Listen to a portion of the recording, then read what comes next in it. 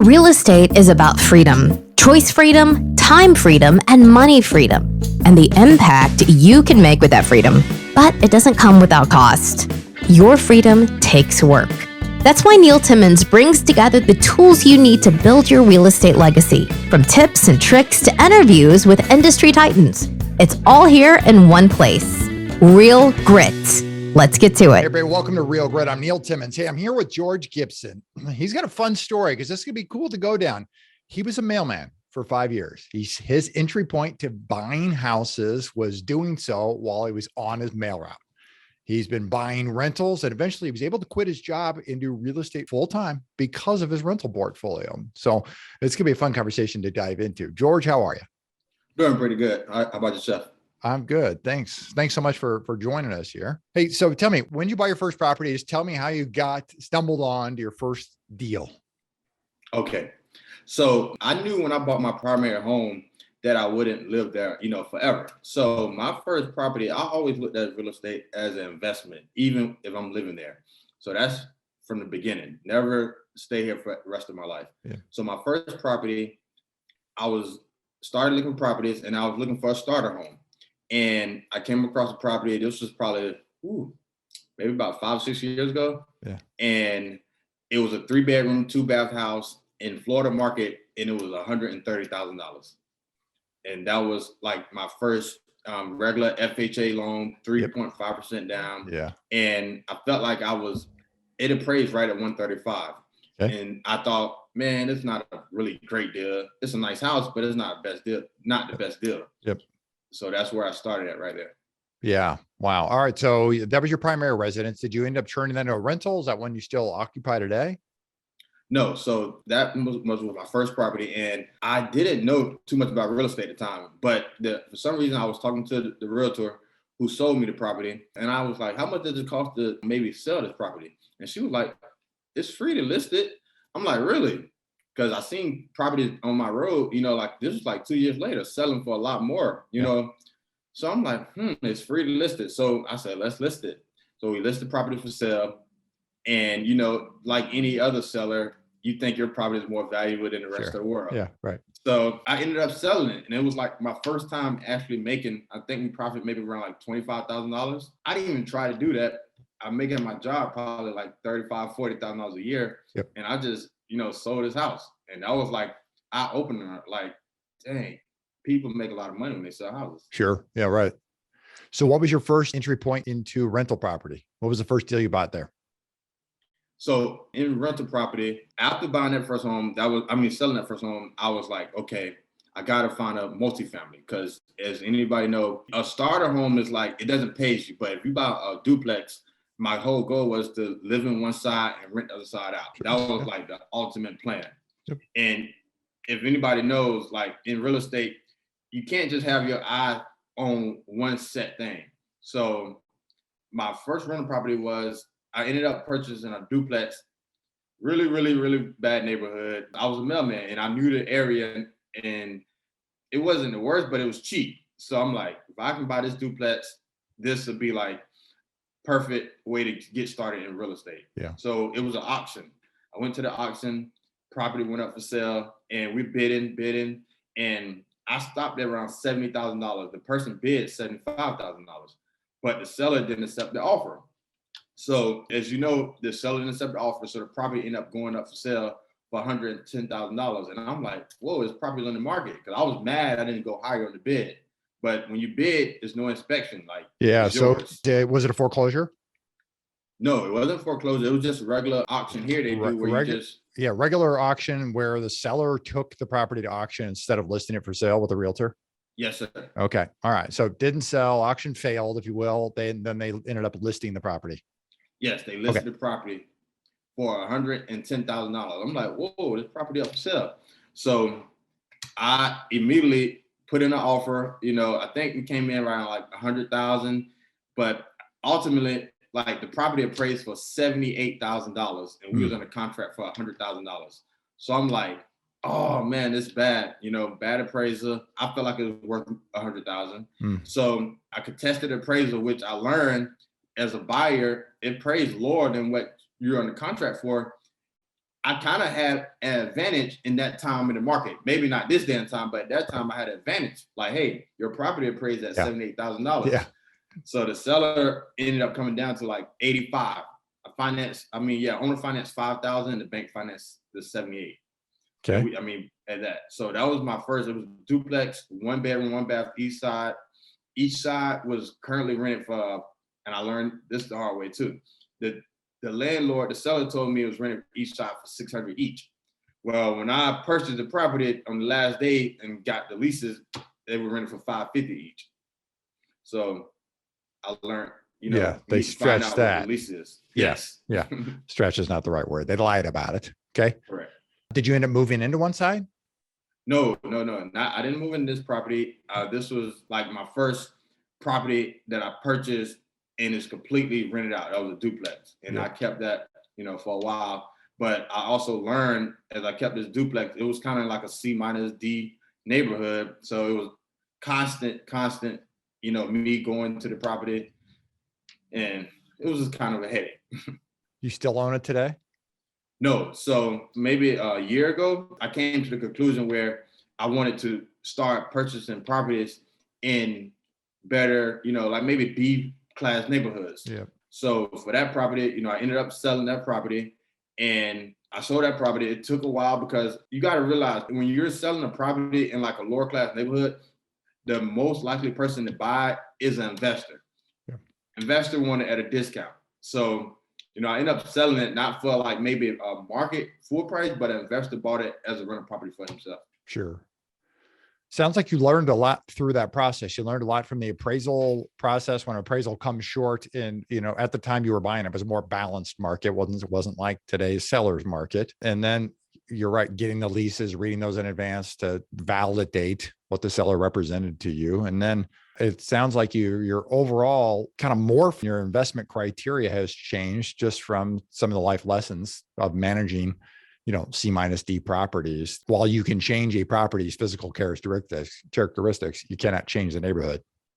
Exactly. And the people that are maybe willing to stay in the neighborhood, there's only a certain type of people going to stay in certain areas. Sure. So I learned, it's more so about the tenant makes like your life easy or bad or hard. Correct. So, if you get a property, like now I look at it, my whole goal, if I wouldn't stay there or I wouldn't let my auntie or uncle stay there, I'm pretty much not interested too much in buying it as a rental property because the person, like, the main issue that way is the person, when you buy selling a property at low income, the people normally staying in that property typically are not really making that much. So how can they pay you that much? Like everybody trying to charge really high rent or even market rent, but normally the people that's willing to stay in this property not making that much money, Right. Yeah, they get, oftentimes it's a much higher, their rent as a percentage of income can really push. And there's it could be probably 50%. There's a big limit on that ceiling where you can even push rents to versus, some of the, like you said, where you're headed towards that B class neighborhood where things are just very different. Correct. So that's the biggest thing I learned. A lot of people, they're buying these 30, like maybe not now, but even right now, probably $80,000, $70,000 properties.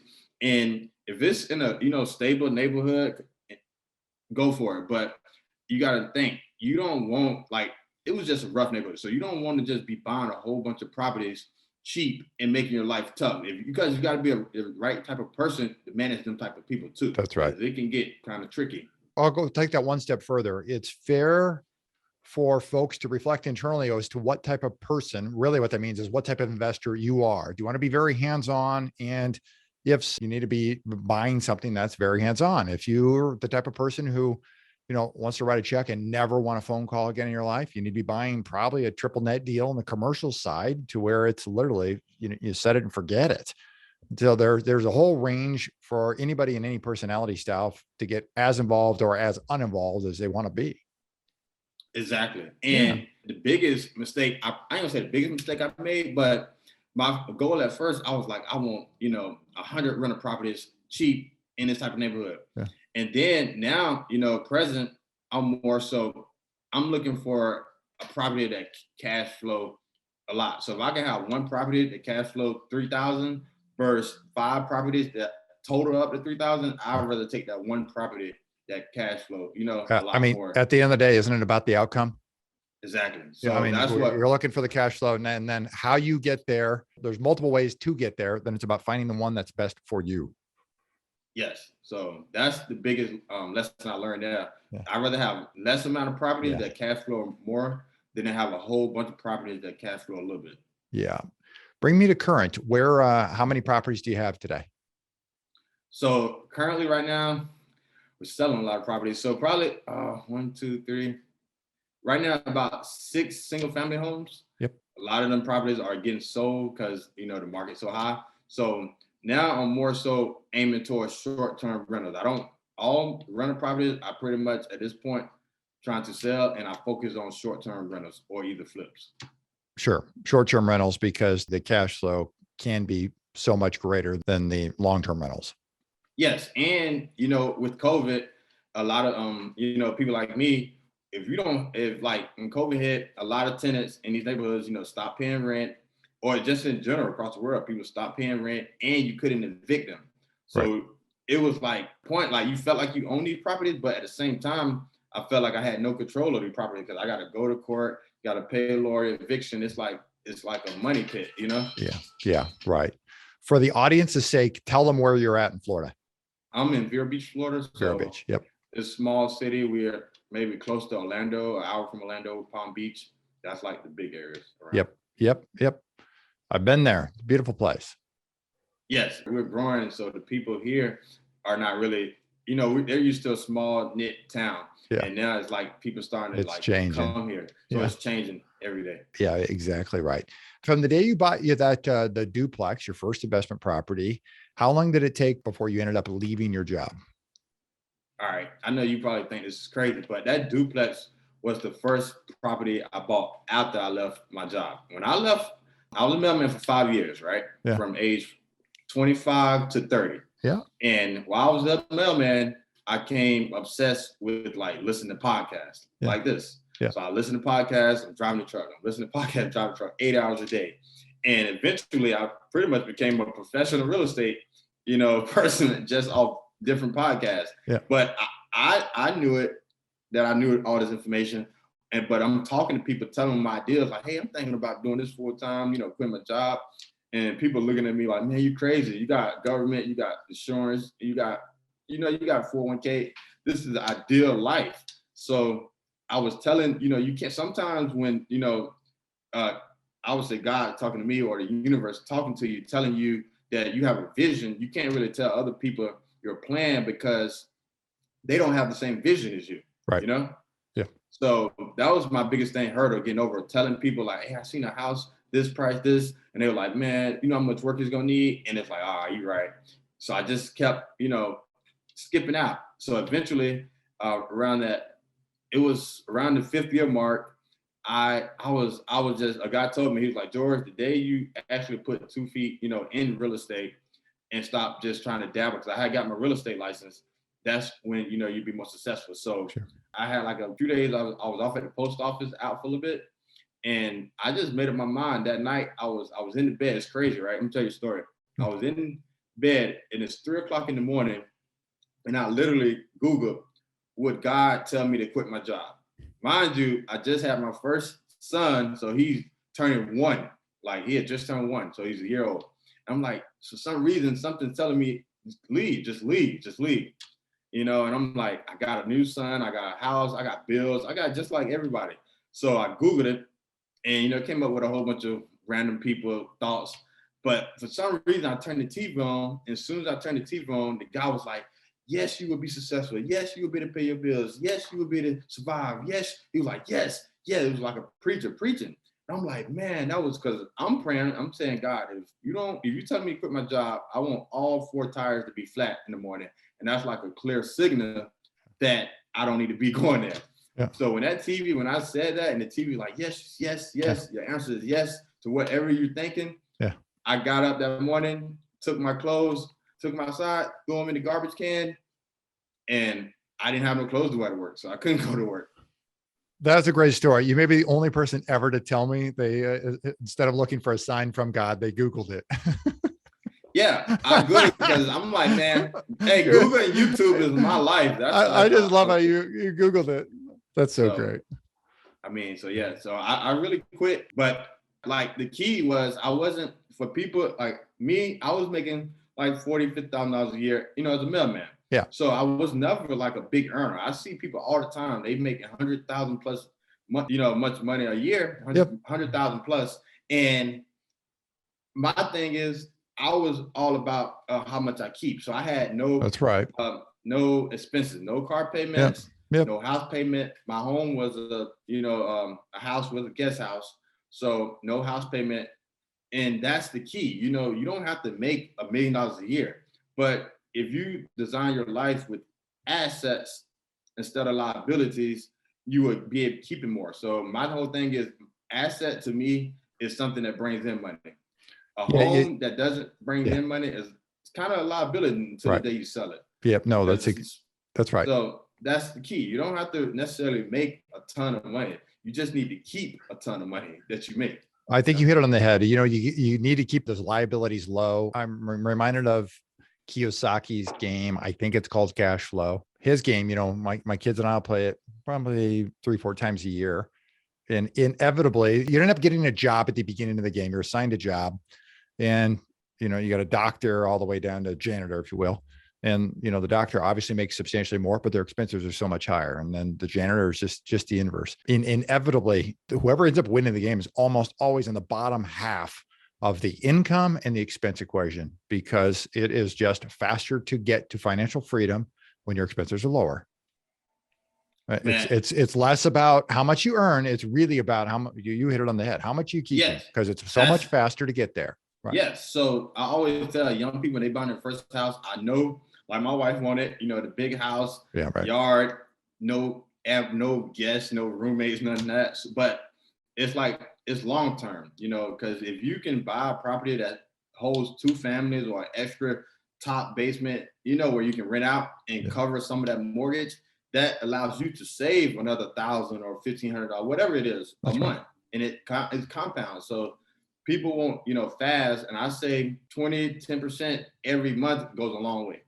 That's exactly right. What has been, in your experience, from what you've learned over the last handful of years, what's been the biggest challenge and then your biggest learning lesson? A lot of challenges. Okay, so biggest challenge. Honestly, the thing about real estate, it was already in me. So my dad, I've been around real estate probably since I was 10 years old. So I was a mailman. I worked at Advance America, cash advance place. I would say I was lost until I actually started doing real estate, because real estate was one thing I always succeeded at.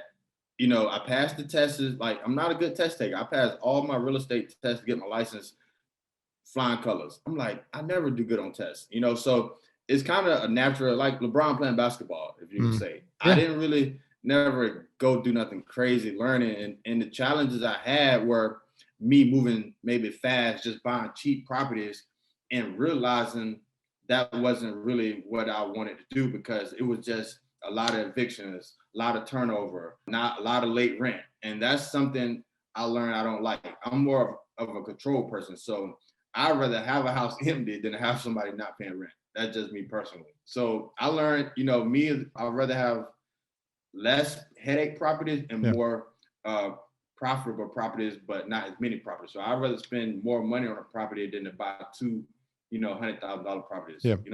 Well, it sounds like there's a lot of lessons that obviously you've learned, and to your credit, it is because you've taken action. Because you get in, most definitely, just do. Yeah, and like I told you, that first house I purchased, I didn't buy it saying it's going to appreciate in a year or 2, and that's people's biggest thing. They're like, there's no good deals out there. There's no good deals out there. When I bought every single one of my properties, they were like, decent deals. They may have been like 80% under, but you could fast forward 2-3 years later, they're like home run deals. So I didn't plan for it to be a home run deal. It just, if you keep on doing the same thing every day, if you work out every day, eventually you're going to get muscles. It's like, that's right.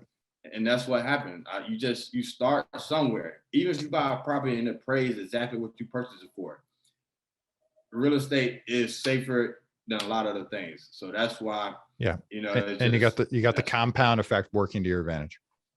Yes, it didn't feel like it would be a lot at the time, but you Right. know, as time keep progressing, it becomes, you know, a lot of appreciation. Yeah. Yep. Let's do this. I want to move on to our final segment, what I call for impact. Your favorite quote: easy to get in trouble, hard to get out of trouble. Your dad said it. What about that resonates with you so much? Well, it's just like, say you get a DUI, you know, I got a large family, got a lot of friends. Yep. And as I noticed, you know, it's like when you get in trouble, any type of way, you may get out, but it's always like a 2 minute, you know, you drinking something and driving, get a DUI. Just in 2 minutes, you got a DUI. But it's going to take you years, you know, to pay it off. It's going to cost you a lot of money and time. So it just resonate with me. You know, that's one thing. It's Well, easy to get in trouble. it goes along with what I just said. Compound effects. And Yes. you can compound it the wrong way just as easily as you can compound it the right way. Yeah. And it's crazy. The first time he told me that, I was finna go do something stupid, and he passed by me, and I'm going the other way, and he called me. You know, it's easy to get in trouble, hard to get out. Click up. I'm like, what? You know, but it makes sense now, you know. Yeah. What do you think holds most investors back from hitting their personal next level? Getting uncomfortable.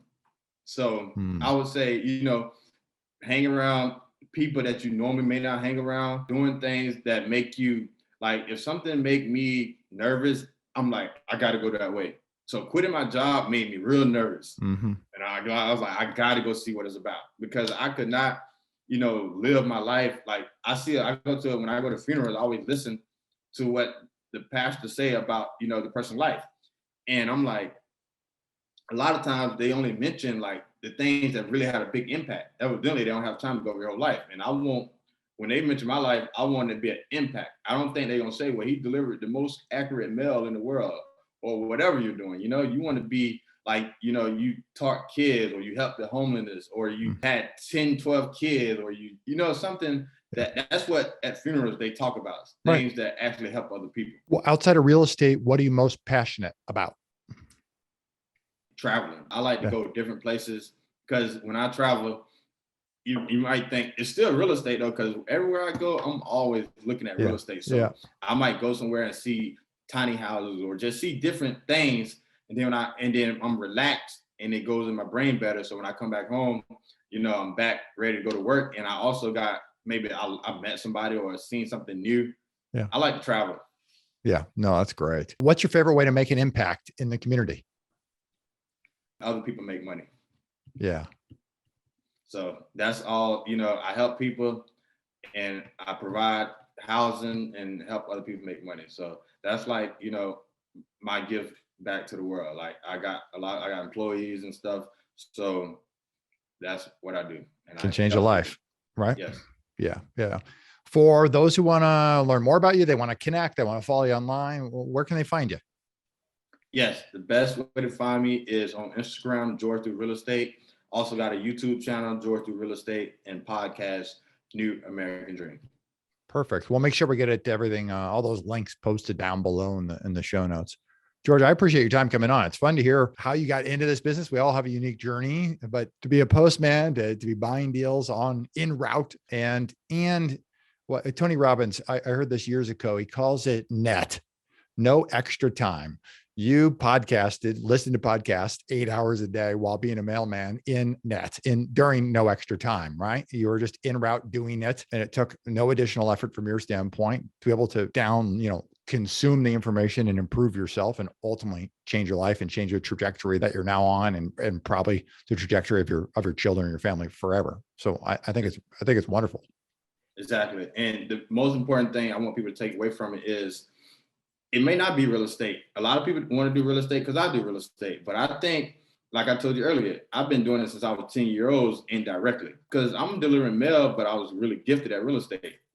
Sit back and collect. Like when you get like the next 10 phone calls, see what people ask you for. Like if I just track my phone calls right now, I just sit here all day, I guarantee majority of them be asking about a real estate problem. When people call you with a certain problem, maybe you don't know how to get revenue from it yet, but lean towards that, because they calling you to make cakes all the time. How can I do more, get paid to make cakes? And I think that's the simplest way, instead of just following what's hot, Entrepreneurs get paid to solve problems. Exactly. Lean into it. Yes. Yep. No, that's great. I appreciate the time here, George. For everybody at Real Grit, I'm Neil Timmins, reminding you that real estate requires real grit. See you next time. If you like our content and want more, you can access it at realgritpodcast.com. You hear it guest after guest. Instinctively, you already know it. But let me call it out. The most expensive action is inaction. The real estate market is full of opportunities. You just need to uncover them. You can build a business that lasts for years, makes monumental impact in the lives of those that you love. It's not just about business, but about the freedom you get because of it. Have you ever heard the saying, if you want to go fast, go alone. If you want to go far, go together. I believe that partnering is essential. In fact, I partner with hardworking investors all the time.